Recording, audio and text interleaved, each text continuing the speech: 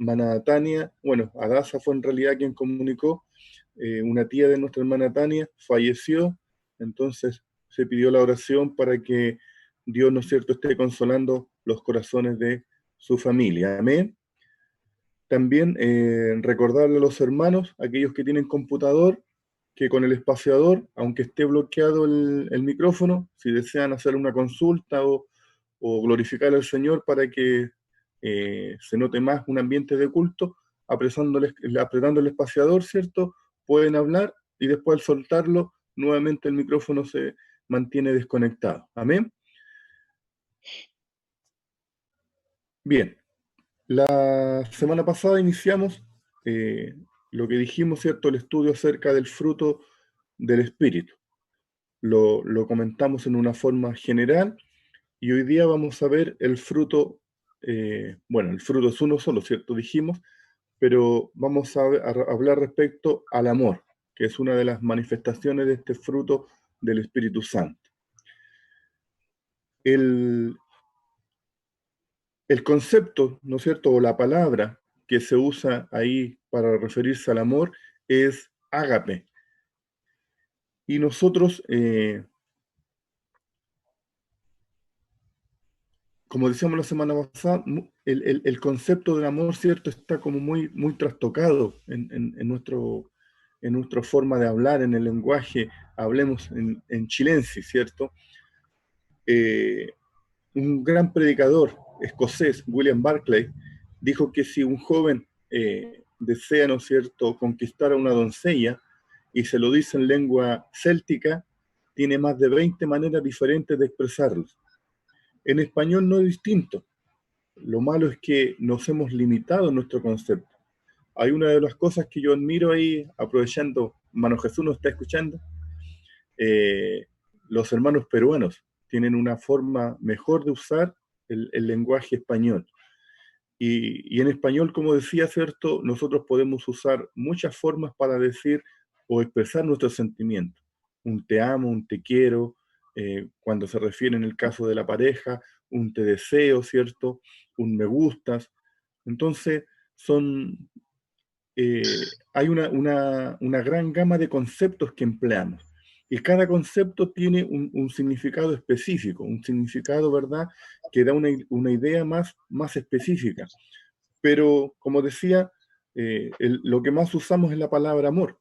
Y por lo mismo, ¿cierto?, su concepto se ha trastocado y ha perdido, ¿no es cierto?, ha perdido peso cuando lo queremos usar realmente como lo que significa. La palabra amor, como decíamos, hoy significa muchas cosas y se ocupa para demasiados propósitos. Ahora, a fin de entender la palabra amor, eh, lo vamos a comenzar a esclarecer para dimensionar lo que quiere decirnos a nosotros la palabra de Dios en esta faceta donde se habla del fruto del Espíritu Santo. Dentro del idioma griego, que es la palabra, perdón, el idioma con que fue escrito, ¿no es cierto?, el Nuevo Testamento, existen tres principales conceptos que hablan acerca del amor.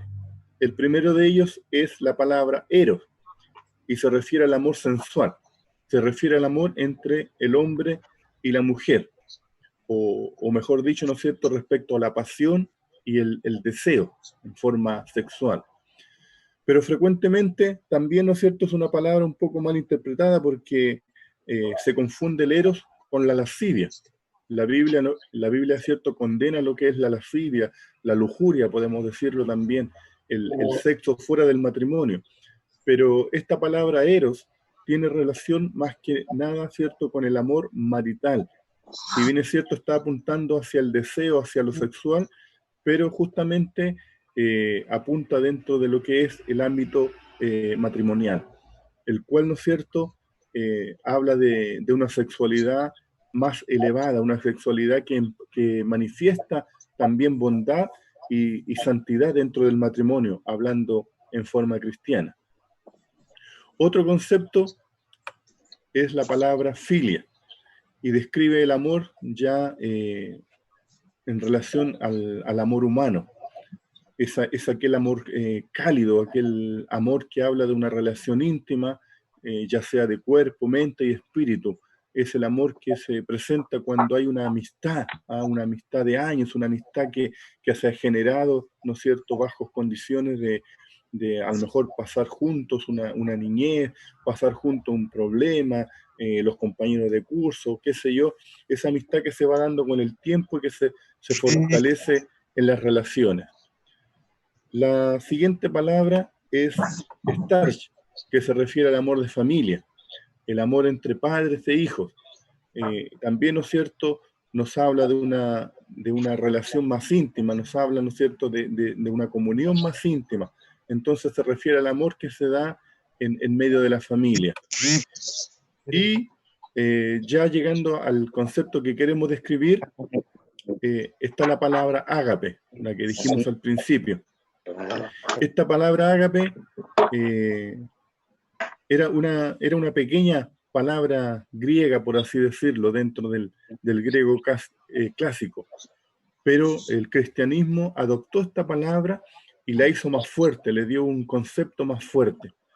Y esta palabra describe, ¿no es cierto?, el interés que Dios tiene por el hombre. Entonces habla respecto del amor de Dios para con la humanidad, para con el hombre. Pastor Carlos, por favor, ¿puede usted ir cerrando los micrófonos? Porque se están acoplando. A ver, este micrófono. Amén. Ahí ya por lo menos. Ya, como decíamos entonces, la palabra ágape es la que nos habla de este amor, ¿no es cierto?, relacionado con Dios o con la bondad de Dios hacia el ser humano, hacia nosotros como humanidad. Y esto, como decíamos, debido a que se necesita una palabra especial para describir, ¿no es cierto?, el amor o el interés de Dios para con el hombre, para el hombre que no lo merecíamos. Vamos a leer ahí Romanos capítulo 5, versículo 8. Si un hermano lo encuentra, puede darle lectura. Romanos capítulo 8, o los pastores, ¿no es cierto?, que hay que ir más rápido con la Biblia. El que lo encuentre puede leerlo, por favor. Versículo 8, capítulo 5, versículo 8. Romanos 5, 8, sí.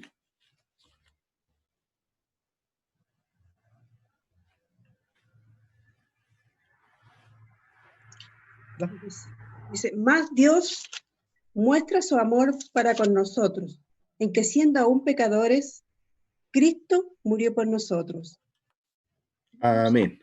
Ahí está, ¿no es cierto?, esta gracia revelada, ¿no es cierto?, en su palabra, que aún siendo pecadores, o sea, es una gracia no merecida. Y a eso apunta la palabra ágape, el amor de Dios, que es un amor sublime, un amor que trasciende a la capacidad del ser humano, pero que Dios en su misericordia, ¿no es cierto?, nos da este amor o derrama este amor sobre sus vidas. Volviendo aquí a este autor que habíamos mencionado, Barclay, dice que ágape es aquel espíritu en el corazón que nunca va a buscar sino el más alto bien para sus semejantes. Es amor real, no simple emoción. La emoción puede estar a veces ausente, mas ágape es el amor que da, que sacrifica y que tiene compasión. La voluntad controla esa clase de amor, no la emoción.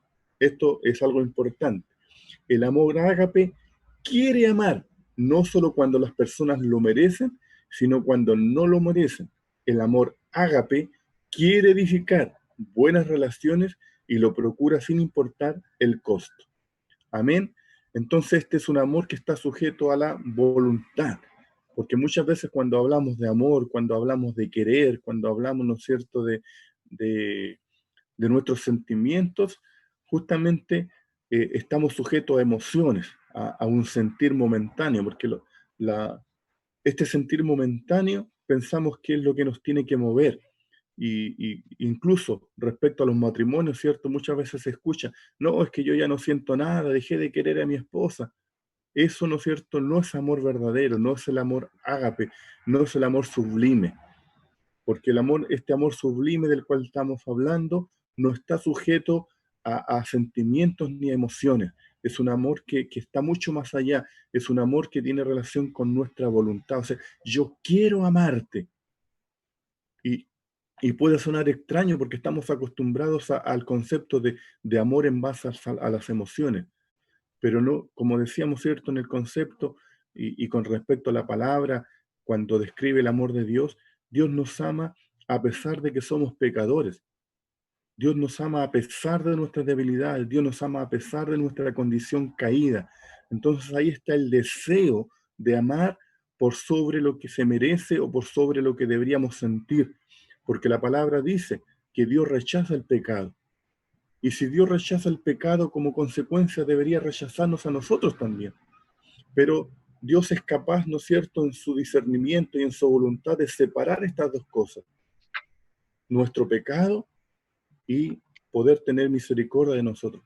Así también nuestra voluntad debe aprender a separar entre lo que una persona puede ser en un momento, pero lo que yo quiero también actuar respecto a esa persona. Entonces yo me decido a amar. ¿Ah? Yo me decido a amar a esta persona, yo me decido, ¿no es cierto?, a tener compasión o qué sé yo, ¿no es cierto?, actuar en favor de tal persona. Entonces, como decimos, ¿cierto?, este amor ágape no depende de la emoción. El fruto del amor es algo más que una simple emoción. Esto es lo que tenemos que entender. El fruto del amor viene del obrar del Espíritu Santo en nuestras vidas. No depende de las emociones.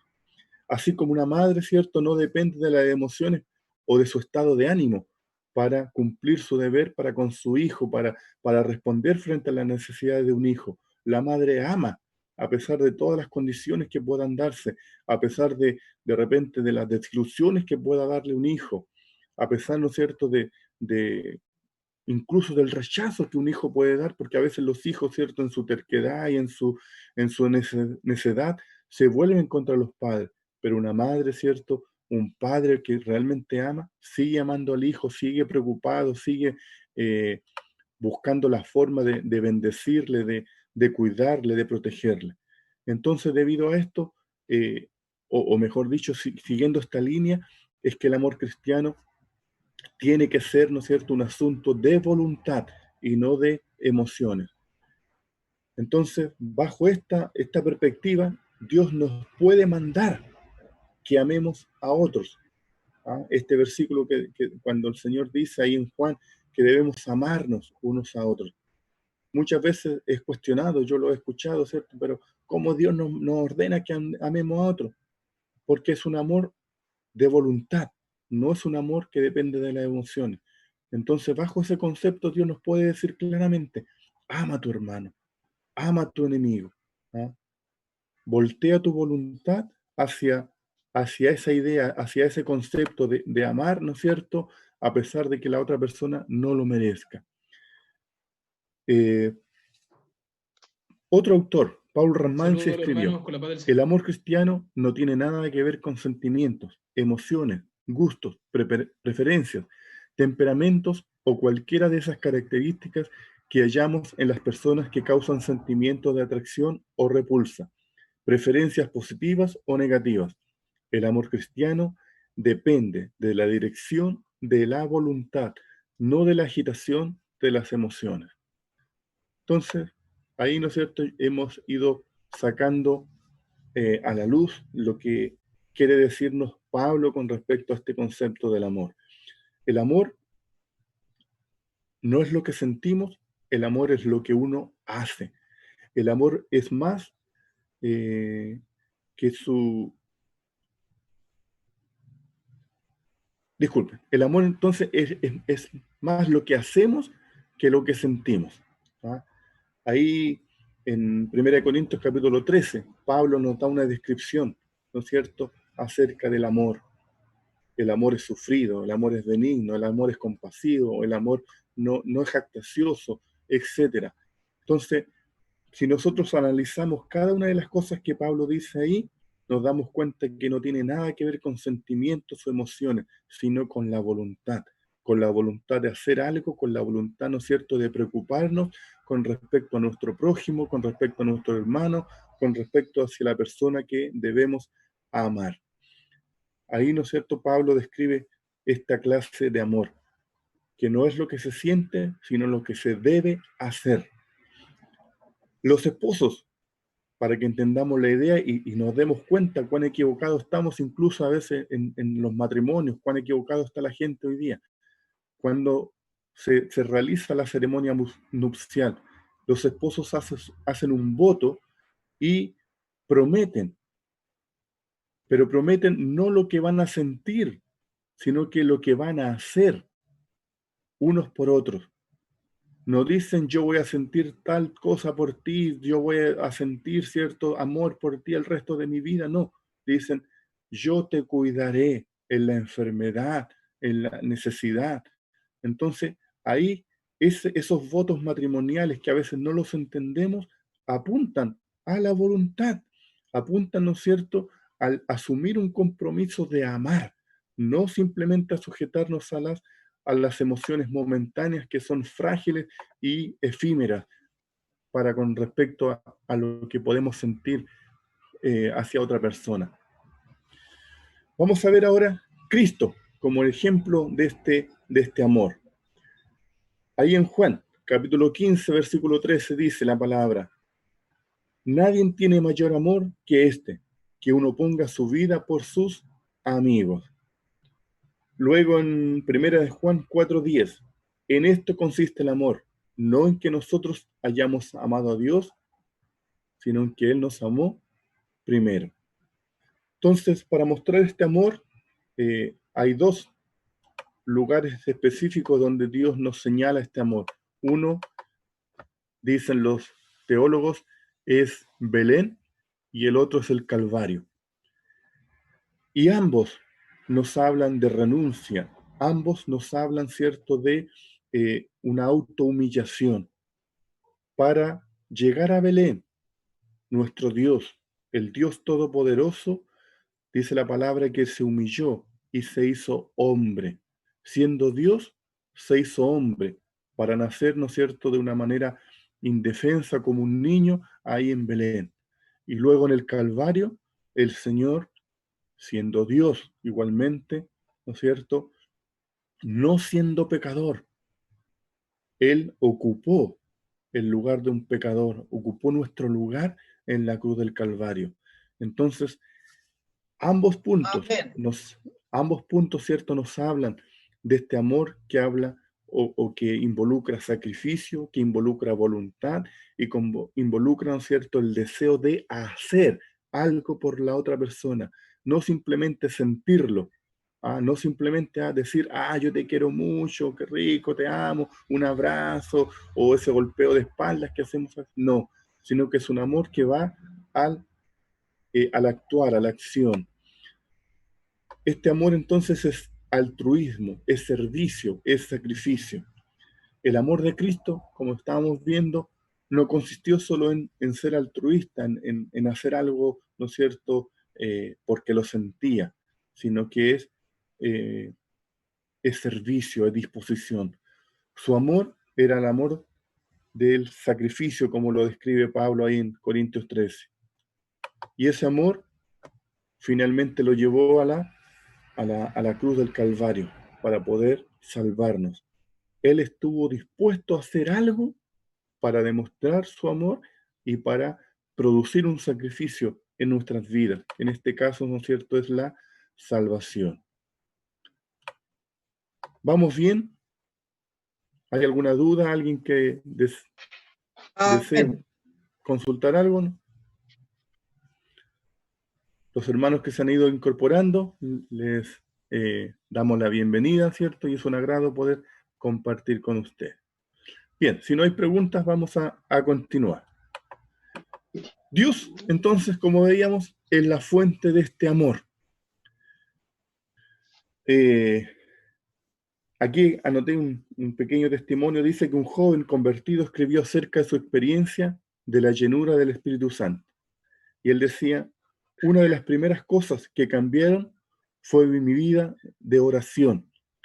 Mi vida de oración cambió de una de las vanas repeticiones a otra, que era la de adoración, intercesión, petición y confesión.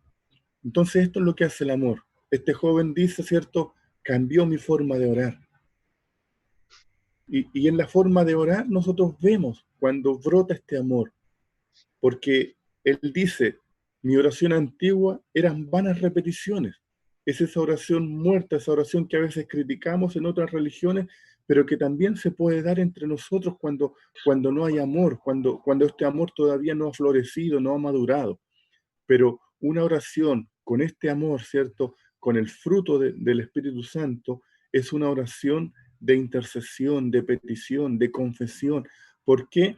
Porque viene la empatía, porque nos abrimos hacia la otra persona. Ya no vemos nuestras propias necesidades, ya no vemos solamente nuestras aflicciones, ya no vemos solamente nuestras pruebas, ya no vemos solamente mi necesidad, sino que podemos ver la necesidad del otro y comenzamos a interceder, comenzamos a pedir a Dios para que también, ¿no es cierto?, Él sea actuando en medio de su pueblo, en medio de la iglesia, en medio de nuestro prójimo, en la vida de aquellos que necesitan. El amor, como dijimos, es de Dios. Vamos a leer ahí primera de Juan, capítulo 4, versículo 19. Vamos a pedir a hermano Francisco que lo lea, amén.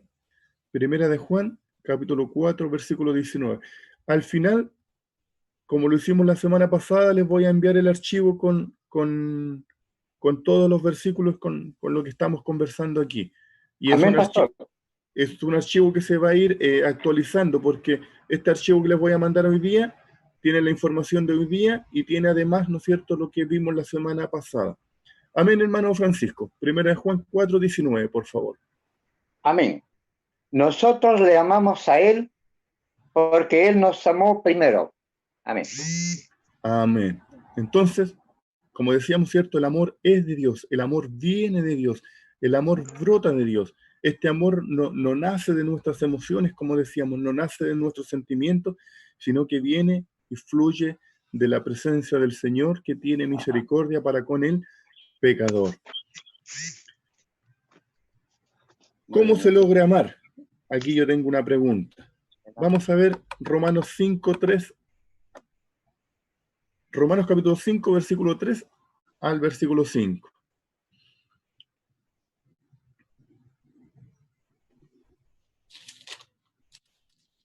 ¿Lo tiene alguien?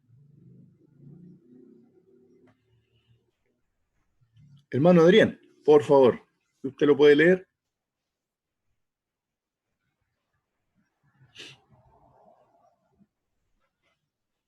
Amén.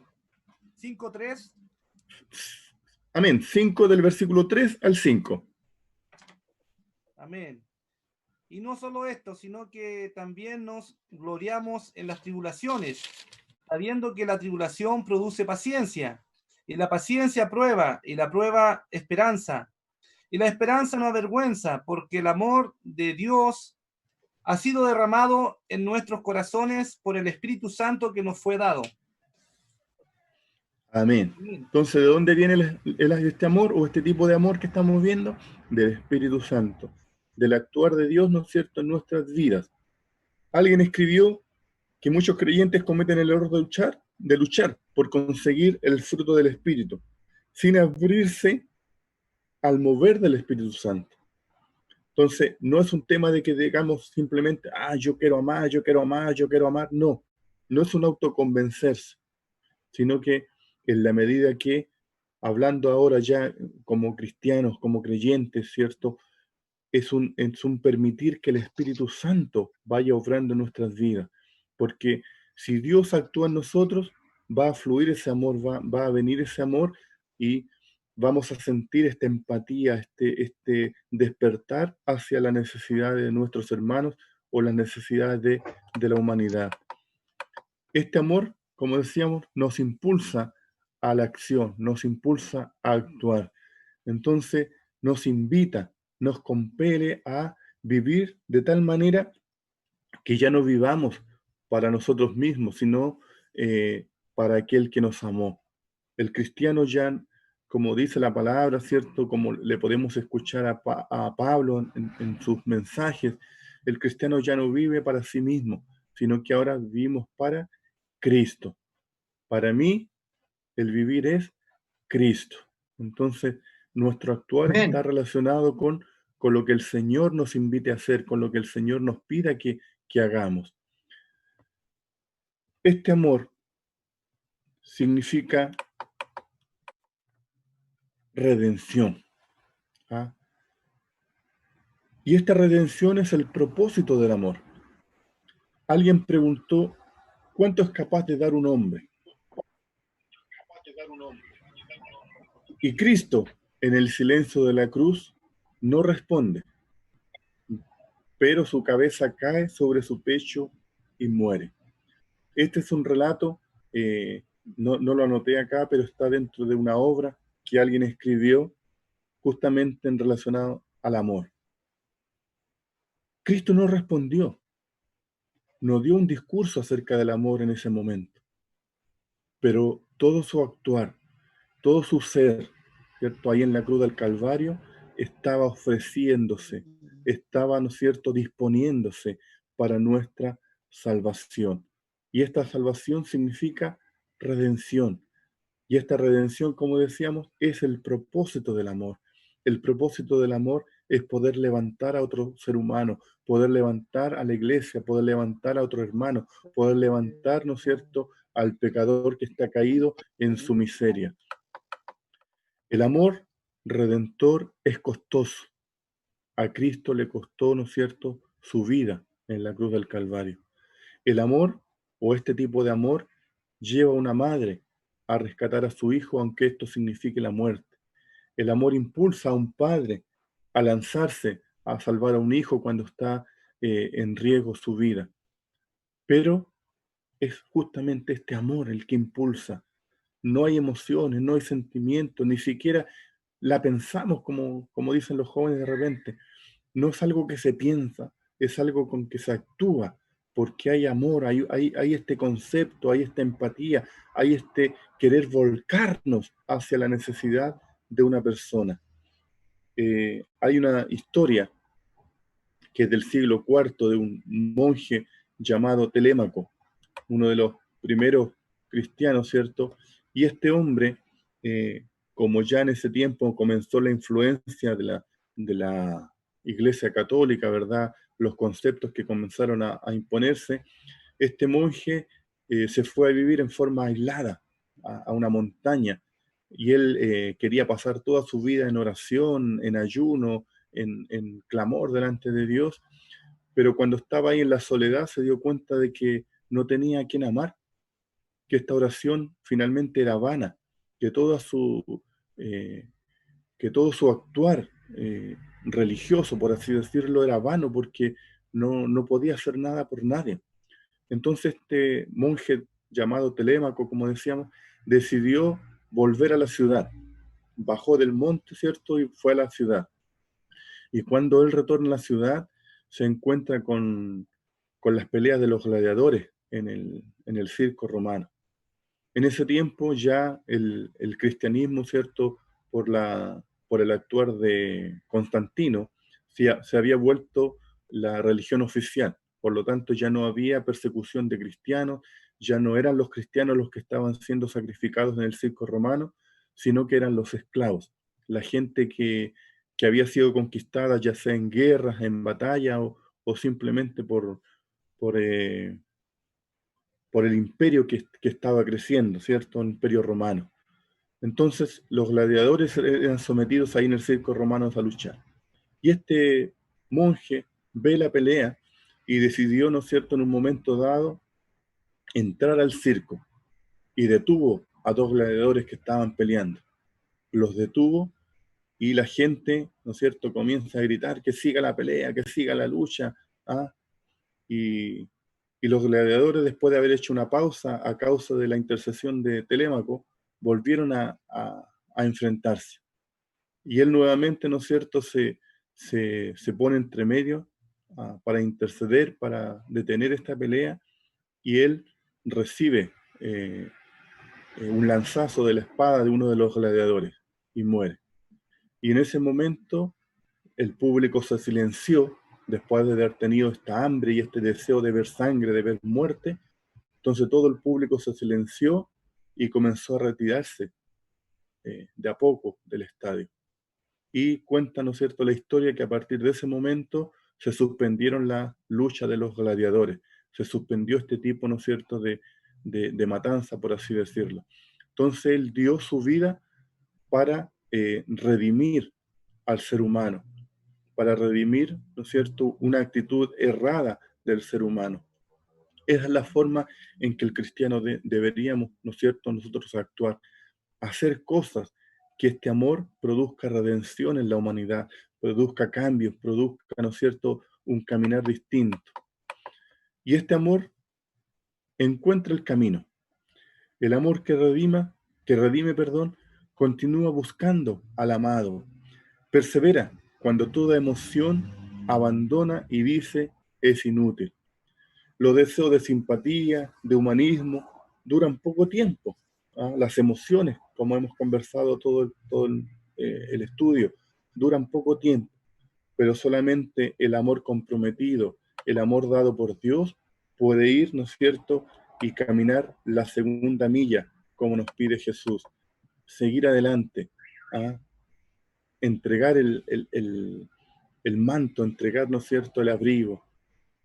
Ese es el amor del cual el Señor nos pide. El amor es transformación. Ese es el poder del amor. Cuando realmente amamos, ¿no es cierto?, Dios puede transformar. El amor verdadero transforma, ¿no es cierto?, las personas. ¿Por qué? Porque produce un interés, un interés profundo en el corazón del ser humano. Y ese interés, ¿no es cierto?, nos lleva a cambiar. En la iglesia en Iquique me parece que en más de alguna oportunidad les compartí. Mi hermana, bueno, nosotros somos 5 hermanos. Ella ocupa el lugar número 3, en la del medio. Mi hermana Leonor se llama ella. Cuando éramos niños, yo a ella la encontraba un poco, ¿cómo decirlo?, como orgullosa. A veces le decíamos cosas y ella como que se jactaba de situaciones. Mi hermana fue muy inteligente cuando niña, ya tenía promedio prácticamente 7. Después la enseñanza media se puso un poco floja, pero ella incluso ganó la beca Presidente de la República que se daba en ese tiempo en la enseñanza básica.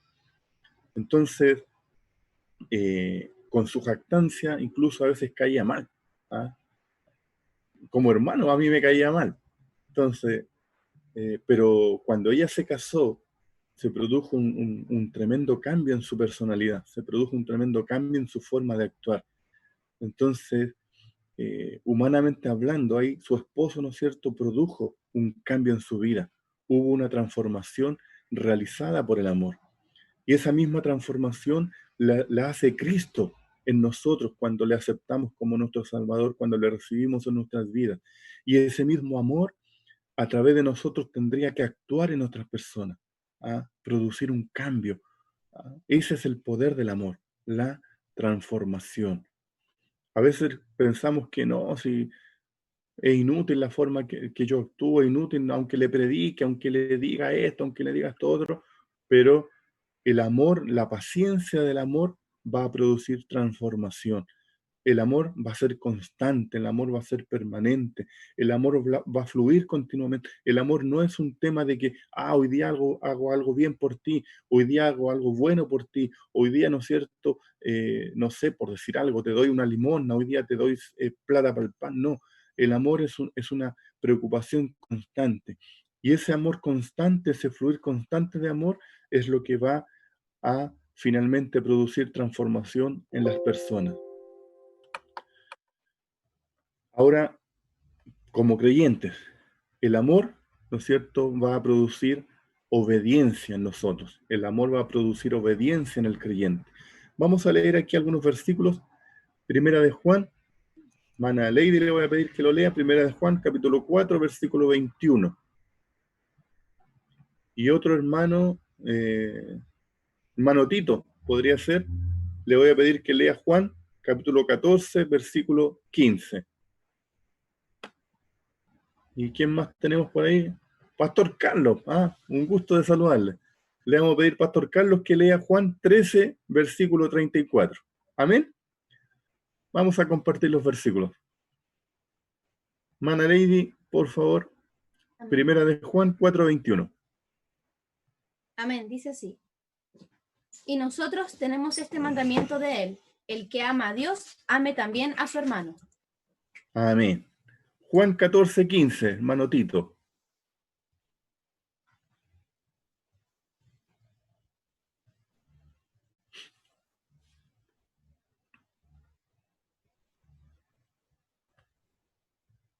Hermano Tito, ¿me escucha? ¿Está por ahí? Amén, pastor. Amén. Juan 14 dice. 15. Juan 14, 15. 14:15, sí. Si me amáis, guardad mis mandamientos. Amén. Amén. Y Juan 13:34, Pastor Carlos, por favor. Si me amáis, guardáis mis mandamientos. Señor, que Dios los bendiga. Hijitos, ahora estaré con vosotros un poco. Me buscaréis, pero como dije a los judíos, así que os digo ahora a vosotros, a donde yo voy, vosotros no podéis ir. 13:34. No, perdón. Un mandamiento nuevo os doy, que os améis unos a otros, como yo os he amado, que también os améis unos a otros. Amén. Ahora sí. Entonces, ¿cierto? La obediencia es la prueba del amor para nosotros como cristianos, como creyentes. Un nuevo mandamiento os dejo. En una oportunidad, hay una anécdota, ¿cierto? Invitaron a un predicador a una iglesia y él llegó un día antes. Y ahí conversando los pastores, ¿cierto? Los hermanos, le preguntaron, ¿y cuántos mandamientos tenemos? Y él dijo, 11. Y todos quedaron extrañados mirándose, ¿verdad? Y dijeron, no, medio ignorante este predicador. Ya. Pero al otro día, ¿cierto? Cuando le correspondió predicar, su mensaje estuvo centrado en esta palabra. Un mandamiento nuevo os dejo. Y ahí, ¿no es cierto? Todos los que le habían escuchado el día anterior reaccionaron y dijeron, ahí está el 11º mandamiento. Un mandamiento nuevo os dejo, que os améis los unos a los otros. Entonces, la obediencia, tanto respecto a nuestro actuar como respecto a amarnos, ¿no es cierto?, es un mandamiento que viene del Señor, insistiendo en lo que hemos dicho desde el principio. Entonces, el amor no es emoción, sino que es disponer nuestra voluntad a la palabra del Señor para con respecto a nuestro prójimo, con respecto a nuestro hermano, con respecto a la persona que, sobre la cual tenemos que volcar este amor. Otra idea con respecto a este amor, visibilidad, es la acción del amor.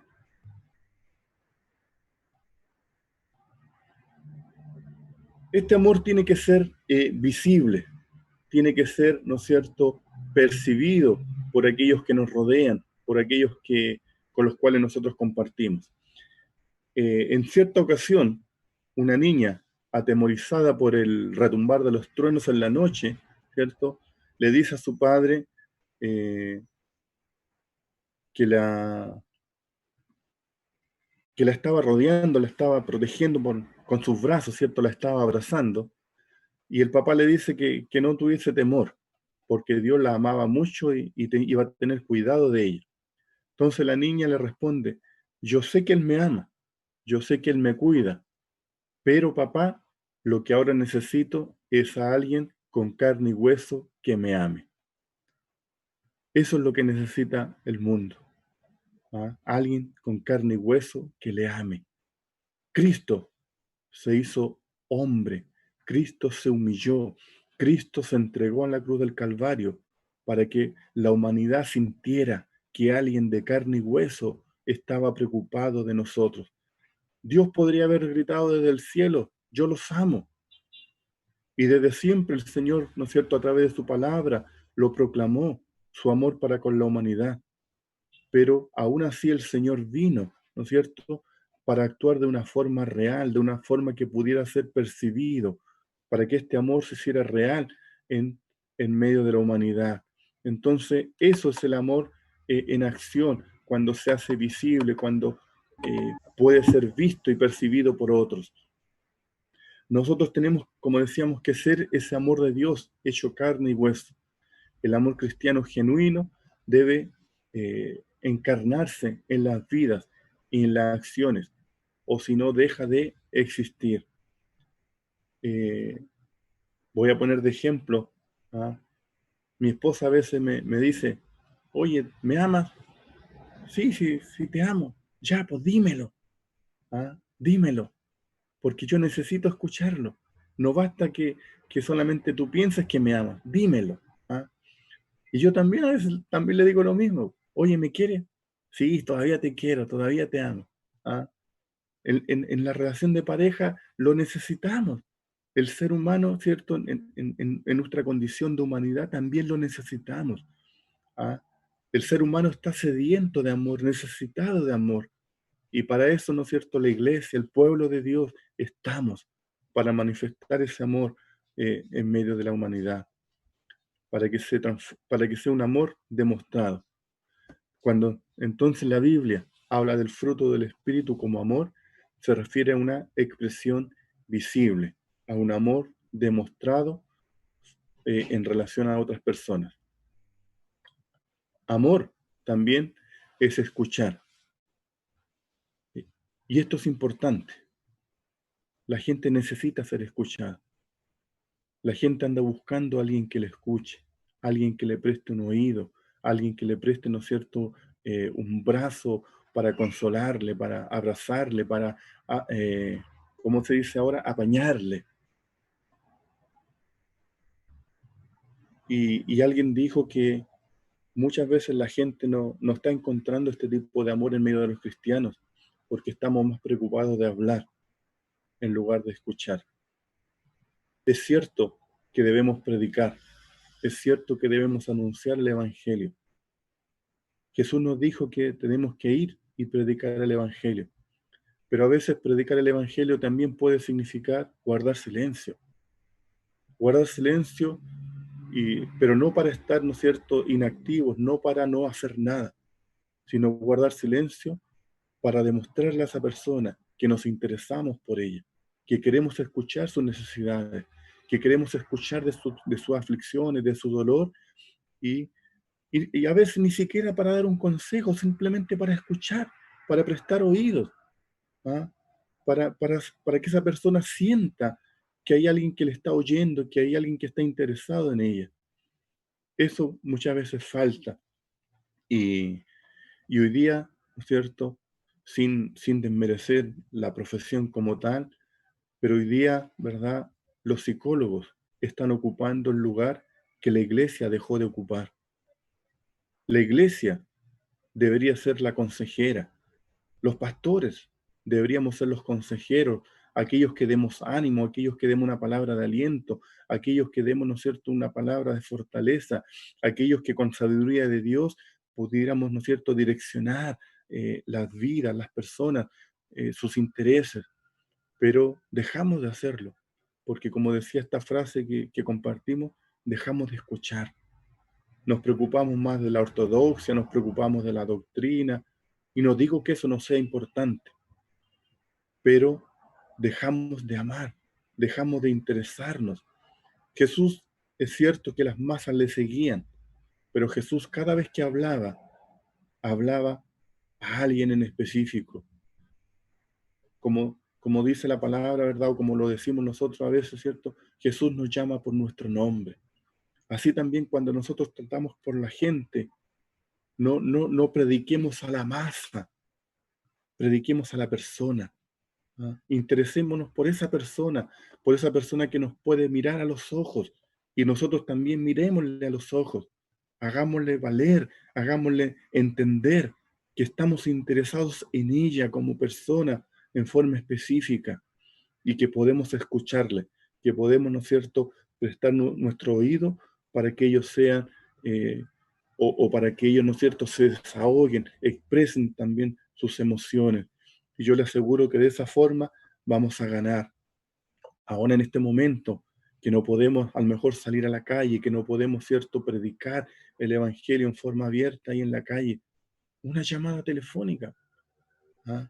A lo mejor un simple te quiero, o un llamar, ¿cierto? Y escuchar a la otra persona.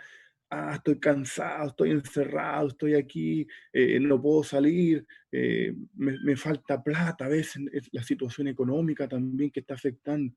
Poder escuchar a esa persona. Yo le aseguro que escuchando a otros, usted va a salir de su propio estrés. Porque el encierro, yo estoy seguro que a todos nos tiene estresados, o en cierta medida, ¿no es cierto?, un poco ansiosos. Pero en la medida que este amor nos permite abrirnos a la necesidad de otro, va a dejar a un lado nuestra propia ansiedad, nuestros propios temores.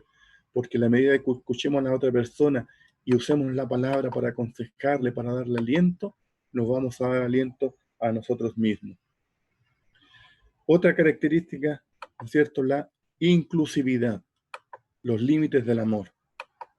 Y esta palabra inclusividad la encontré en un libro, un libro estoy hablando de más o menos de los tiempos del año 90, para aquellos que piensan que la inclusividad fue inventada por estos movimientos que hoy día se están dando, ¿cierto?, del homosexualismo y de aceptar todo. No, la inclusividad está inserta en lo que es el concepto del amor.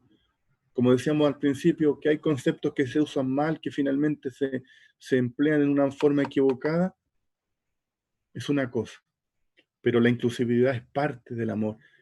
Habla de los límites del amor, hasta dónde tenemos que llegar.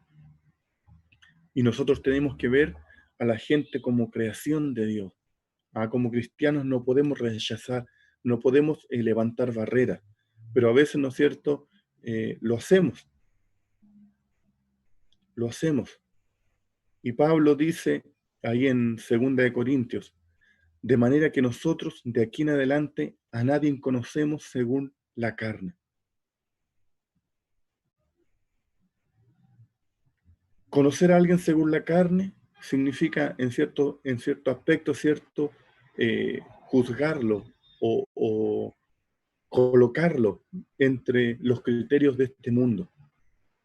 Yo no puedo mirar a alguien porque es pobre, porque es rico, porque es blanco, porque es negro, porque es chico, porque es grande, o por el punto de vista, por la forma de pensar. Por eso, ¿no es cierto?, la palabra dice que debemos que amar incluso a nuestros enemigos.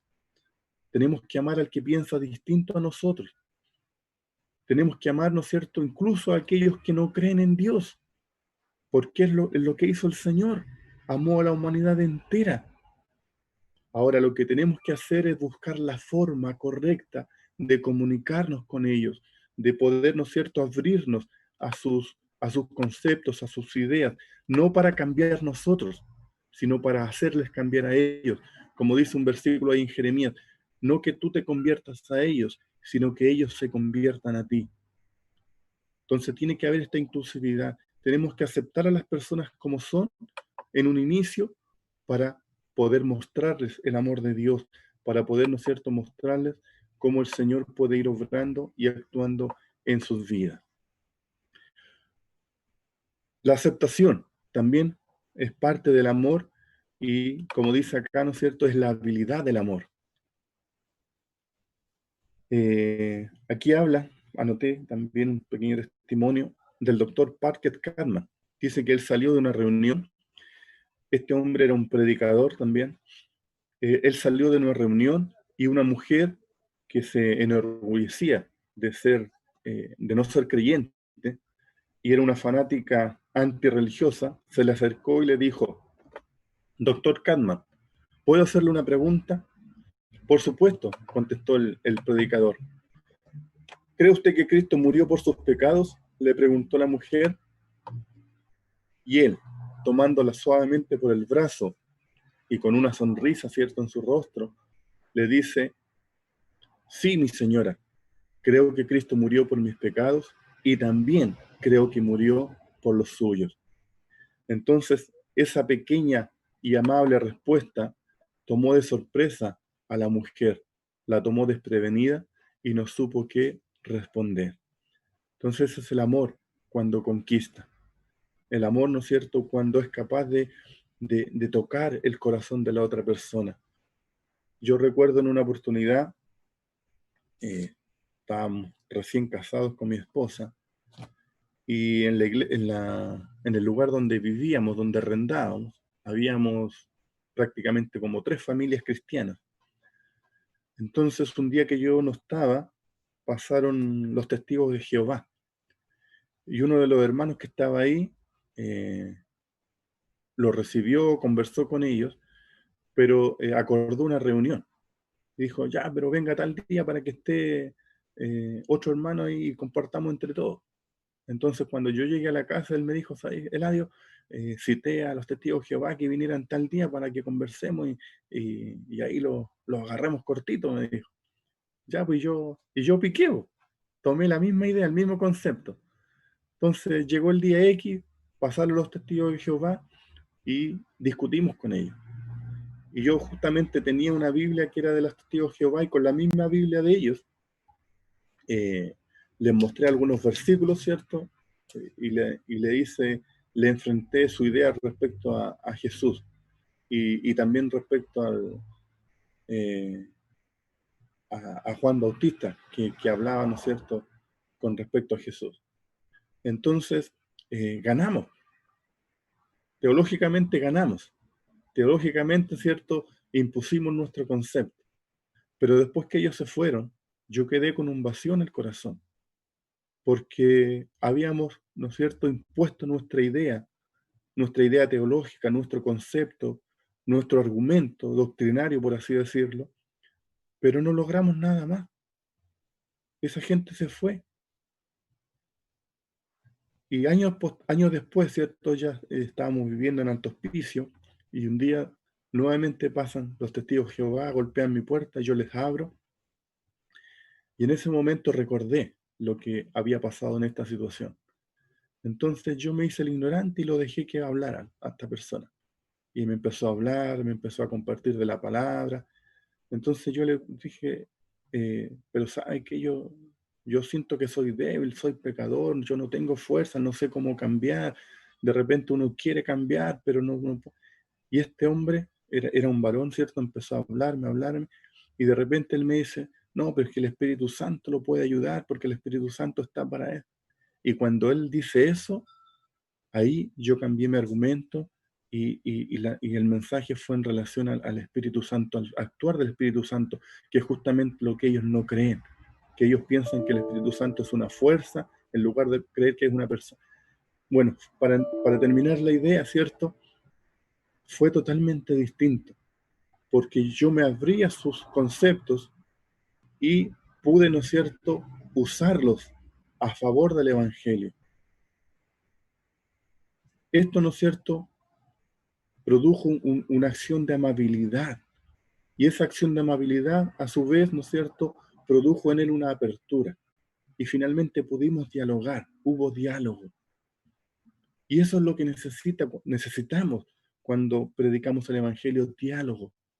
No es simplemente un proclamar, un predicar, un gritar en la calle el Evangelio, no. Sino que haya diálogo con el pecador para que nosotros podamos entregar el mensaje y a la vez podamos entender las necesidades de esas personas. De esa manera, ¿no es cierto?, el Evangelio se engrandece y nosotros demostramos el amor de Dios para con sus vidas.